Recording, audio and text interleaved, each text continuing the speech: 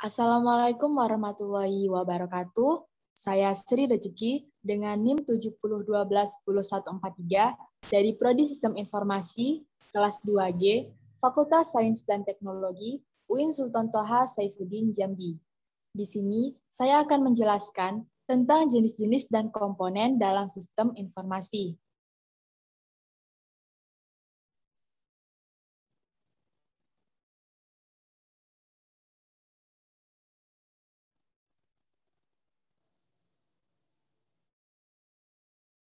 Nah, sebelum kita mengenali tentang jenis-jenis dan komponen dalam sistem informasi, kita harus mengetahui dulu apa itu sistem informasi.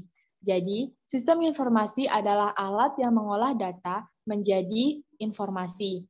Nah, sistem informasi tersendiri terdiri dari beberapa jenis dan komponen.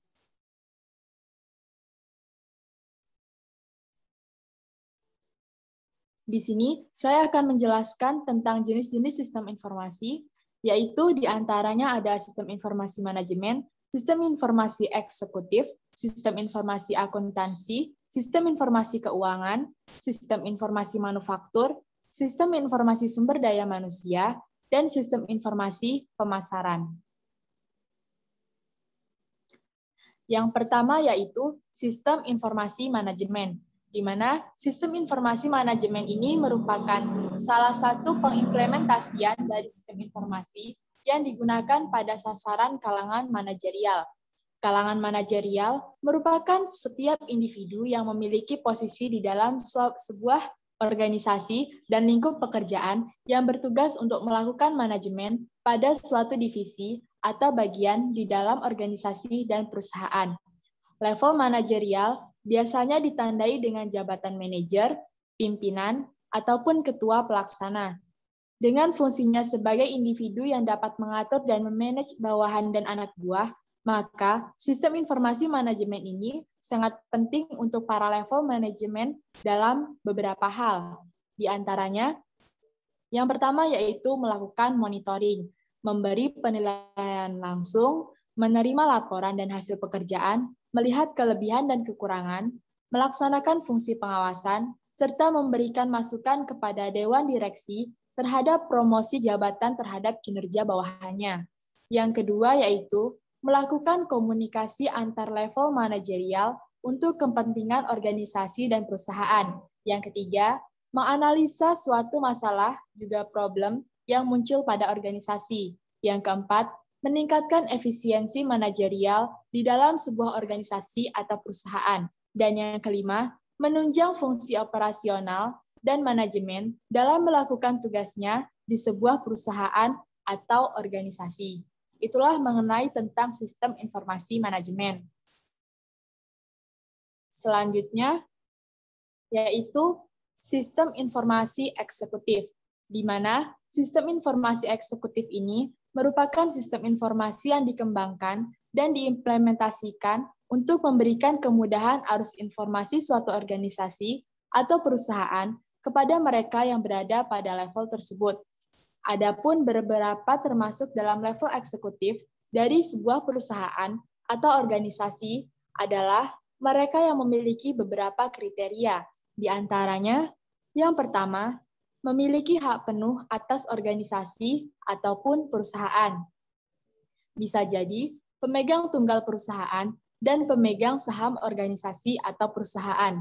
Yang kedua yaitu mereka yang menjadi CEO atau pemimpin tertinggi dari sebuah perusahaan. Yang ketiga, Dewan Komisaris Perusahaan. Yang keempat, Direktur Utama dari sebuah perusahaan atau kantor cabang.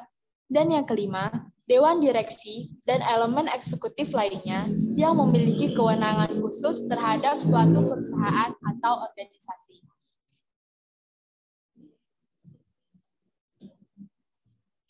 Selanjutnya yaitu sistem informasi akuntansi, di mana sistem informasi akuntansi ini sering disingkat dengan SIA yang merupakan salah satu pengimplementasian dari sistem informasi manajemen yang berhubungan dengan kegiatan akuntansi dan perhitungan dari sebuah organisasi atau perusahaan. Dengan adanya SIA yang diimplementasikan dengan baik, Maka, sistem informasi akuntansi ini dapat membantu para akuntan di sebuah perusahaan atau organisasi dalam melakukan beberapa hal. Yang pertama yaitu proses audit dari kondisi keuangan dan perusahaan. Yang kedua, menampilkan data-data pengeluaran keuangan yang dilakukan dan dilalui oleh sebuah perusahaan. Yang ketiga, membantu mempercepat proses perhitungan akuntansi keuangan. Yang keempat, menentukan keuntungan dan kerugian dari sebuah perusahaan. Yang kelima, memperjelas informasi mengenai jumlah dana yang harus dihitung dengan melakukan proses akuntansi. Yang keenam, merapikan catatan keuangan dari perusahaan atau organisasi. Dan yang ketujuh, membantu mempercepat proses pengambilan keputusan perusahaan, terutama pada level akuntansi keuangan perusahaan.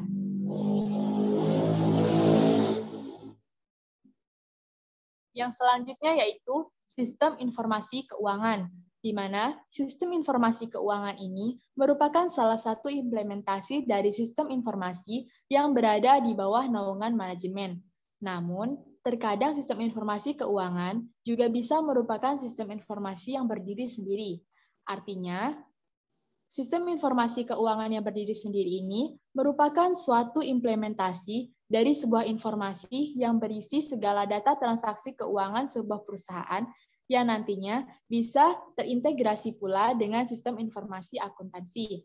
Nah, manfaat dari sistem informasi akuntansi keuangan, jadi manfaat dari sistem informasi keuangan ini ada beberapa hal, yaitu membantu segala bentuk transaksi yang dilakukan oleh suatu perusahaan atau organisasi dalam jangka waktu tertentu, misalnya pada periode 1 tahun. Yang kedua, dapat diintegrasikan dengan sistem informasi akuntansi untuk membantu mempermudah para akuntan dalam melakukan perhitungan mengenai neraca keuangan suatu perusahaan. Yang ketiga, para pegawai yang berada pada bagian keuangan bisa melakukan cross-check mengenai transaksi jual-beli yang sudah pernah dilakukan oleh perusahaan tersebut. Yang keempat, membantu mempermudah pekerjaan auditor dalam menganalisa keuangan suatu perusahaan. Yang kelima, mempercepat proses pencatatan dan juga pemanggilan kembali informasi mengenai transaksi jual-beli yang sudah dilakukan. Dan yang keenam, membantu penghitungan pajak dari suatu perusahaan.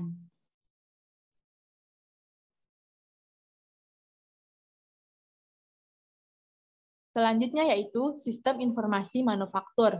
Sistem informasi manufaktur adalah salah satu jenis sistem informasi yang digunakan dan diimplementasikan pada bagian produksi suatu perusahaan yang bergerak di bidang produksi.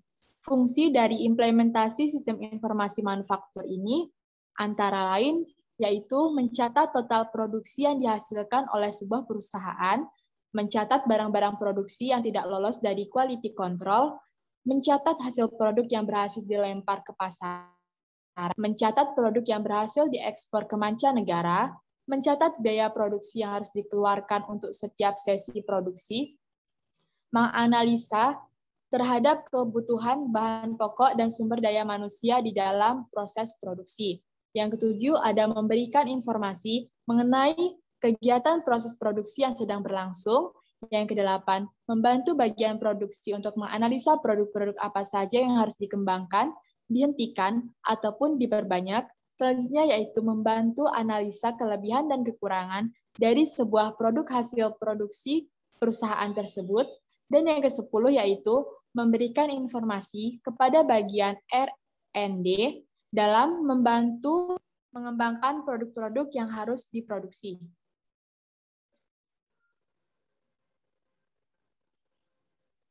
Selanjutnya yaitu sistem informasi sumber daya manusia, di mana sistem informasi ini berhubungan dengan bagian personalia atau HRD dari sebuah perusahaan atau organisasi. Sistem informasi SDM ini memiliki banyak data dan informasi mengenai beberapa hal, yaitu sebagai berikut. Yang pertama, data diri karyawan yang dimiliki oleh perusahaan, total gaji pokok, tunjangan, bonus, dan informasi keuangan lainnya yang dimiliki oleh karyawan. Dan yang ketiga yaitu jabatan dan masa kerja dari karyawan. Nah, beberapa manfaat dari sistem informasi sumber daya alam ini sebagai berikut. yaitu yang pertama, membantu bagian personalia dalam menganalisis gaji pokok dari seorang karyawan, memberikan informasi mengenai kerja yang dimiliki oleh setiap karyawan, membantu bagian personalia dalam menganalisis bonus, potongan gaji, serta permutasian dan kenaikan jabatan dari karyawan. Yang keempat, melakukan update dari seluruh karyawan yang dimiliki oleh perusahaan tersebut. Dan yang kelima, sebagai acuan data dalam melakukan proses rekrutmen karyawan baru.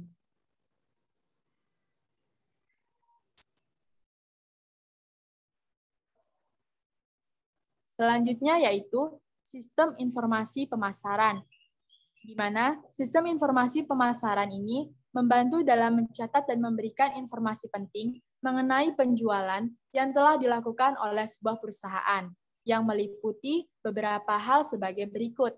Yang pertama yaitu jumlah produk yang sudah terjual, produk yang laris dan banyak dipesan, produk yang jarang diminati oleh pasar, metode pemasaran yang tepat untuk menjual dan memasarkan suatu produk, respon pasar terhadap produk yang diluncurkan.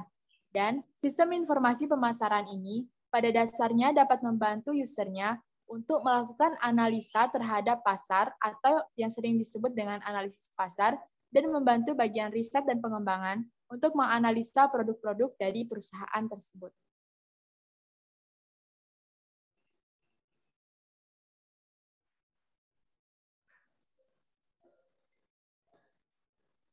Selanjutnya yaitu mengenai komponen-komponen sistem informasi.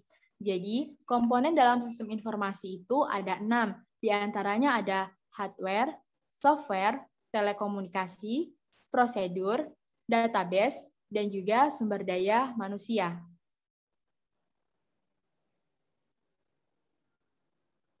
Yang pertama yaitu ada hardware. Hardware merupakan salah satu komponen paling penting dalam sistem informasi. Tanpa adanya komponen ini, kemungkinan sistem informasi tidak akan berjalan dengan lancar. Hardware yang dimaksud adalah komputer yang seiring berkembangnya zaman bisa berbentuk smartphone, tablet, iPad, bahkan laptop. Dengan adanya hardware, pengumpulan serta penyebaran informasi semakin kuat dan cepat.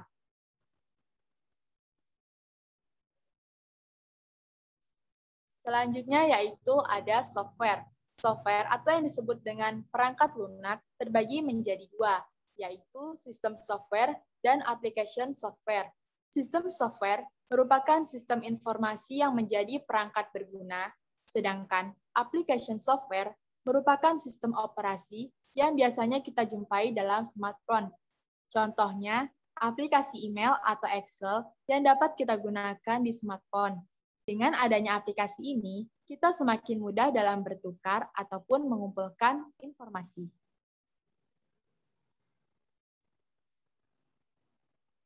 Selanjutnya yaitu telekomunikasi. Nah, aspek satu ini sering digunakan untuk menghubungkan perangkat portable. Istilah sederhananya bisa dikatakan sebagai jaringan nirkabel yang menghubungkan laptop atau smartphone untuk mencari dan mengumpulkan informasi alias sinyal. Tanpa adanya sinyal ini, pastinya pekerjaan manusia jadi terhambat. Jaringan ini banyak macamnya, contohnya VPN. VPN termasuk dalam komponen yang membantu manusia dalam mengumpulkan informasi di seluruh dunia. Nah, VPN ini bisa digunakan untuk menjaga kerahasiaan data kita saat mengakses internet.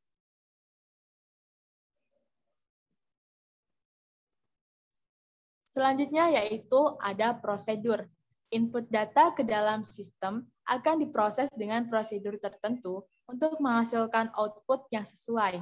Prosedur tersebut dapat berupa algoritma yang terdiri dari langkah-langkah ataupun logika dan model matematika yang tentunya sudah diimplementasikan oleh pengembangan sistem.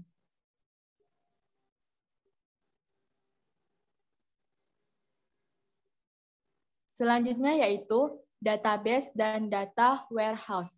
Basis data atau yang sering kita dengar dengan istilah database merupakan kumpulan data yang saling berkaitan dan disimpan dalam sebuah sistem. Sedangkan data warehouse ialah sebuah tempat yang berisi kumpulan informasi yang tidak terorganisir dan sewaktu-waktu dapat dibuka kembali. Input akan diproses dan dicocokkan dengan data yang ada di dalam basis data. Jika terjadi kecocokan, maka sistem akan mengeluarkan output yang sesuai dari basis data tersebut. Nah, kumpulan data yang tersimpan di data warehouse ini bisa digunakan untuk pengembangan bisnis selanjutnya, seperti promosi dan mencari prospek pelanggan di masa mendatang.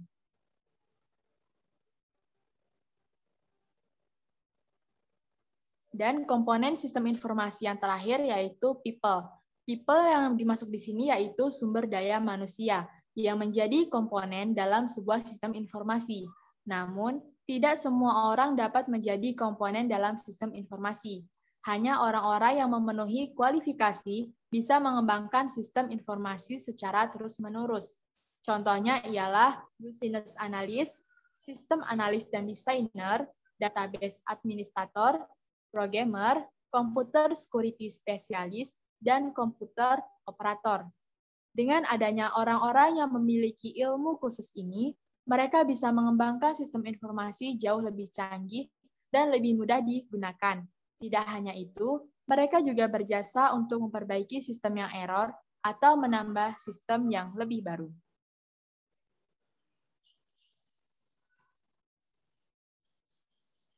Begitulah penjelasan mengenai tentang jenis-jenis dan komponen dalam sistem informasi. Kurang dan lebihnya saya mohon maaf. Saya akhiri. Wassalamualaikum warahmatullahi wabarakatuh.